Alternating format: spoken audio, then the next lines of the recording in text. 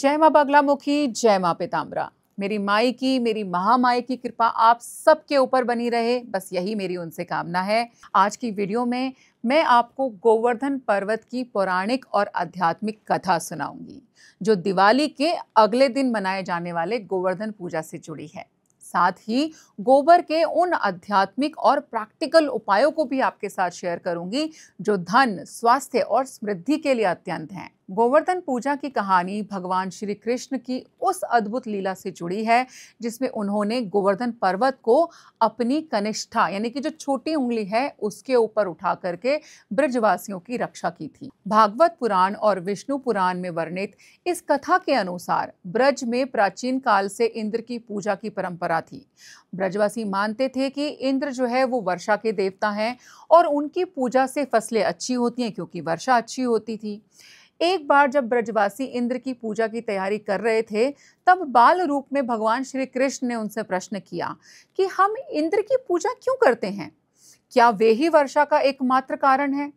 कृष्ण ने ब्रजवासियों को समझाया कि गोवर्धन पर्वत, जो गायों को चारागाह देता है, वनस्पतियों का पोषण देता है और नदियों का स्रोत है, वो असली पूजनीय है। प्रकृति ही हमारी रक्षा करती है, ना कि अहंकारी इंद्र। कृष्ण के कहने पर ब्रजवासियों ने इंद्र पूजा छोड़ करके गोवर्धन पर्वत की पूजा शुरू कर दी। उन्होंने पर्वत पर अन्न, दूध, दही और मिठाइयों का भोग लगाया। ये देख करके इंद्र जो थे वो क्रोधित हो गए। उनके अहंकार ने उन्हें अंधा कर दिया और उन्होंने ब्रज पर जो है मूसलाधार वर्षा शुरू कर दी। 7 दिन और 7 रातों तक भयंकर बारिश हुई। नदियों में जो है उफान पर आ गई, घर डूब रहे थे और ब्रजवासी जो है वो भयभीत हो गए। तब श्री कृष्ण ने अपनी कनिष्ठिका जो है पर उंगली पर गोवर्धन पर्वत को उठा लिया। पर्वत एक विशाल छतरी की तरह बन गया और ब्रजवासी, गायें और सारा जीवन जो है उसके नीचे आकर के सुरक्षित हो गया। इंद्र का क्रोध जो है वो शांत नहीं हुआ, लेकिन 7वें दिन उनकी शक्ति भी क्षीण हो गई। अब जब 7 दिनों तक, रातों तक वो वर्षा कराते रहे, तो एक समय आएगा ना जब वो उनकी शक्ति जो है वो भी क्षीण होने लगेगी। अंततः वो श्री कृष्ण के सामने नतमस्तक हुए और अपनी भूल जो है उन्होंने स्वीकृत की कि हाँ, मुझसे भूल हो गई। इसके बाद से जो है ब्रजवासियों ने गोवर्धन की पूजा की और कृष्ण ने इसे अन्नकूट उत्सव का नाम दिया, जिसमें विभिन्न प्रकार के अन्न और व्यंजनों को का जो है भोग लगाया जाता है। ये कथा हमें सिखाती है कि प्रकृति ही हमारी सच्ची रक्षक है। इंद्र का अहंकार जो है वो अज्ञानता का प्रतीक है और कृष्ण की लीला उस ज्ञान की जो अंधकार को मिटाता है।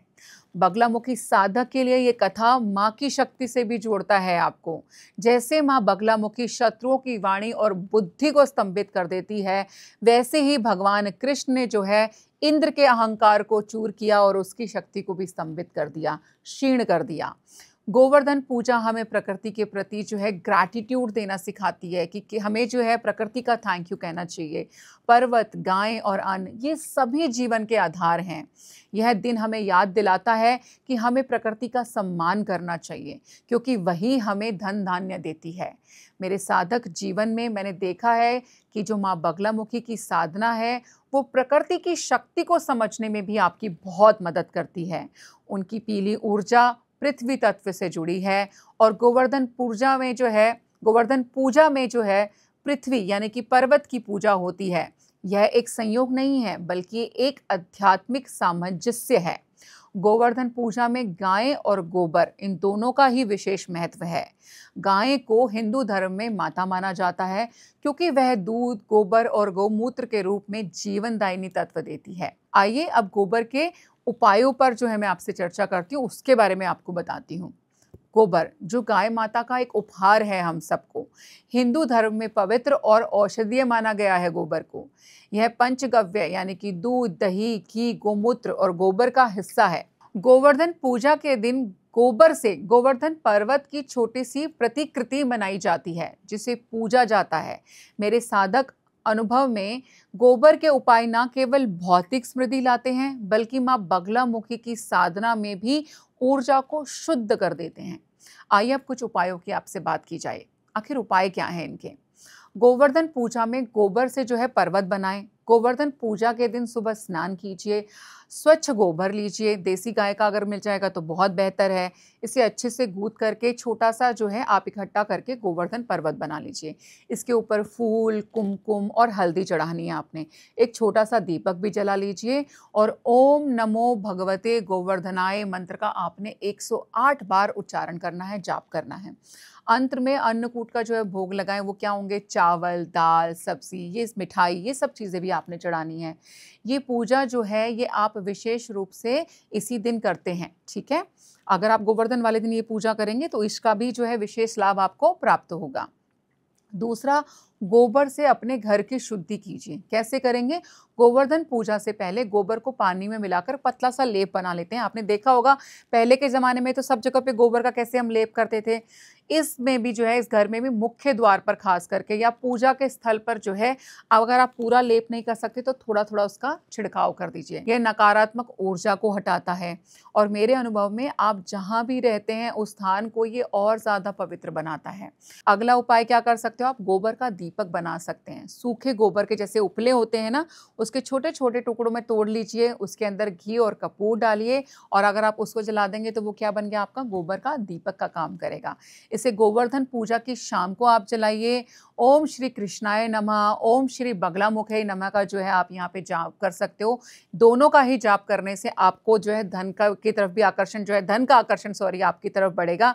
आपके जीवन में धन आएगा और अकाल मृत्यु से भी आपकी रक्षा होगी। चौथा उपाय आप क्या कर सकते हैं? गोबर से धन लक्ष्मी का आकर्षण भी हो सकता है। गोवर्धन पूजा के दिन गोबर में थोड़ा-सा गोमूत्र और हल्दी मिला दीजिए। इसकी छोटी-छोटी गोलियाँ बना लीजिए और उसको सुखा लीजिए। उसको सुखा करके लाल कपड़े में बाँध करके आप अपनी तिजोरी में रख दीजिए। लक्ष्मी मंत्र का जो है ओम श्रीं ह्रीं श्रीं महालक्ष्मी नमः। दोबारा बोल देती हूँ एक बार, ओम श्रीं ह्रीं श्रीं महालक्ष्मी नमः। इस मंत्र का जो है आपने वो जो गोलियाँ बना के लाल कपड़े में रखी हैं उसको हाथ में लेकर के 108 बार जप कीजिए और अपने घर के तिजोरी में रख दीजिए। इससे आपके घर के अंदर धन में जो है स्थिरता आने लगती है, लक्ष्मी की स्थिरता आपके घर में बढ़ने लगती है और माँ बगलामुखी की कृपा से आपके सभी शत्रुओं का भी जो है एक तरीके से नाश होता है और ये आपके सभी शत्रुओं से आपके धन की रक्षा भी करती हैं। तो आशा करती हूँ कि आपको ये जो इन्फॉर्मेशन है, ये जो हमने आज आपको गोवर्धन की कथा भी सुनाई, गोबर के जो है कुछ खास उपाय भी बताए, उनको आप ज़रूर करके देखिएगा। घर के अंदर धन धान्य की वृद्धि तो होती है, अपने आस-पास भी कोशिश कीजिए कि सकारात्मक ऊर्जा को आप जगह दें। आप अपने मन को जितना स्वच्छ रखोगे इन दिनों में, उतना ही ज़्यादा आपके आस-पास पॉजिटिविटी भी बढ़ती है। माँ बगलामुखी की साधना आप धनतेरस से लेकर के गोवर्धन तक जो है लगातार रोज़ आपने करनी है, क्योंकि ऐसा करने से आपकी साधना में ही और ज़्यादा गहराई आएगी और माँ बगलामुखी की जो ऊर्जा है वो आपके साथ और ज़्यादा कनेक्ट होती चली जाएगी। और अंत में मेरी यही प्रार्थना है कि इन शुभ दिनों में जो है माँ बगलामुखी की असीम असीम कृपा आप सबको जो है प्राप्त हो। मेरी माँ बगलामुखी का आशीर्वाद आप सबको प्राप्त हो। आप सबके घर में इस दिवाली, इस गोवर्धन खूब सारा धन, धान्य, सुख, संपत्ति जो है आए। यही मेरी माँ बगलामुखी से प्रार्थना है। जय माँ बगलामुखी, जय माँ पीताम्बरा।